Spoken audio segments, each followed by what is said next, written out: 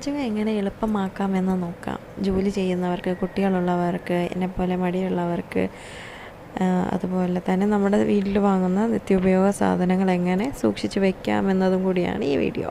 പക്ഷേ 1 കിലോ സവാള, 1/2 കിലോ ഇഞ്ചി, 250 വെളുത്തുള്ളി ഉണ്ടാവും. അത് വൃത്തിയാക്കി മിക്സിയുടെ ജാറിൽ, ചെറിയ ജാറിലിട്ട് ഇഞ്ചിയും വെളുത്തുള്ളിയും നന്നായിട്ട് പേസ്റ്റ് ആക്കണം. സവാള ചോപ്പറിലിട്ട് ചോപ്പ് ചെയ്ത് വെച്ചതാണിത്. ഇഞ്ചിയും വെളുത്തുള്ളിയും ഈർപ്പമില്ലാത്ത ഒരു പാത്രത്തിൽ അടച്ചു വെച്ച് ഫ്രിഡ്ജിൽ സൂക്ഷിക്കാം. സവാള നമ്മൾ ഗ്രേവി ആക്കിയാണ് സൂക്ഷിക്കുന്നത്. അതിനായി ചൂടായ ചട്ടിയിലേക്ക് വെളിച്ചെണ്ണ ഒഴിക്കാം.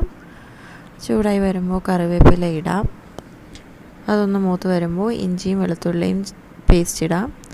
പിന്നെ നമ്മൾ ചോപ്പ് ചെയ്ത് വെച്ചിരിക്കുന്ന സവാള അതിലേക്കിടാം. നന്നായി വഴന്ന് വരുന്ന സമയത്ത് അതിലേക്ക് ഉപ്പ് ആവശ്യത്തിനിടാം. 1.5 ടേബിൾ സ്പൂൺ മല്ലിപ്പൊടിയും മഞ്ഞൾപ്പൊടിയും ഇടാം.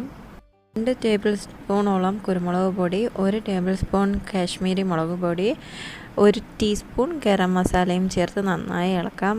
നന്നായിട്ട് ഇതെല്ലാം മിക്സും കൂടി വരണ്ട് വരണം. വെള്ളം ചേർത്തിട്ടില്ല. ചൂടാറിയതിന് ശേഷം ഈർപ്പമൊട്ടുമില്ലാത്ത ഒരു പാത്രത്തിൽ ഫ്രീസറിൽ വെച്ച് സൂക്ഷിക്കാം. ആവശ്യാനുസരണം നമുക്കിത് ഉപയോഗിക്കാവുന്നതാണ്.